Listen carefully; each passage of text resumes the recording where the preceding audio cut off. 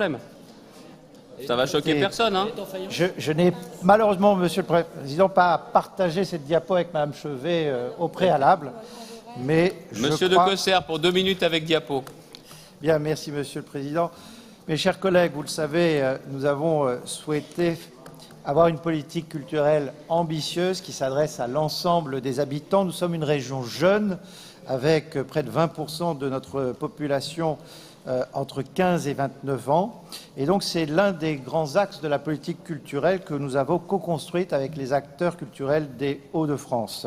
C'est l'objectif des parcours d'éducation, de pratique et de sensibilisation à la culture dont nous vous proposons la 3e édition.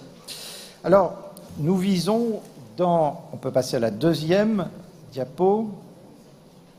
Nous vous proposons toujours aujourd'hui de viser les mêmes 2 grands objectifs. C'est de faire en sorte que les lycéens, les apprentis puissent aussi devenir dans leurs établissements des acteurs culturels en accueillant dans les lycées et les CFA des acteurs culturels et leurs projets, de permettre aux lycéens et aux apprentis, dans un 2e objectif, d'aller vers les œuvres et fréquenter des lieux culturels et prolonger cette confrontation par des actions de médiation.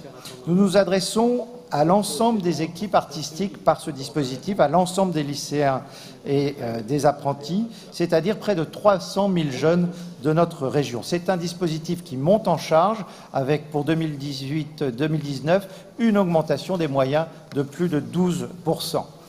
3e diapositive.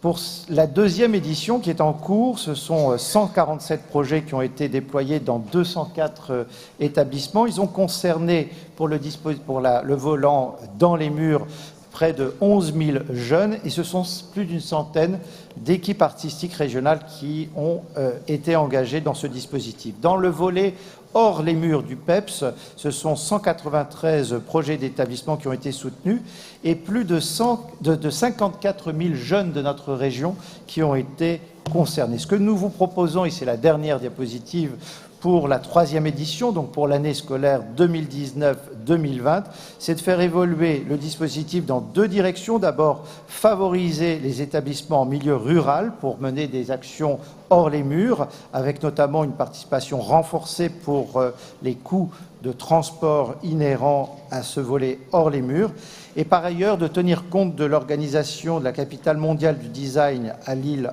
et dans la MEL en 2020, et de soutenir plus particulièrement les projets PEPS dans ce domaine. Je voudrais remercier également ma collègue Manuelle Martin, avec qui nous sommes engagés ensemble dans ce dispositif, et c'est bien ensemble, acteurs culturels et acteurs de la formation, qui partageons cette ambition pour l'éducation artistique et culturelle pour les jeunes de la région Hauts-de-France. Merci.